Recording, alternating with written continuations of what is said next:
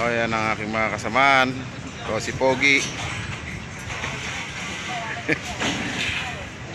Matatapos na naman ang isang araw nilang trabaho.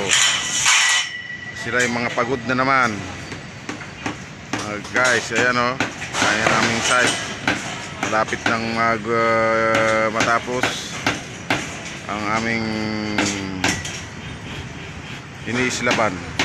Ito po ay mabubuhusan ng John 1. Yan po, schedule yan ng John 1. Mga pagod lang sa trabaho.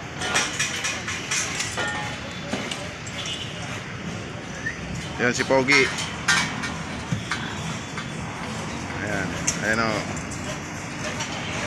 Ayan, Makati. Ang ganda ng view ng Makati. Ayan.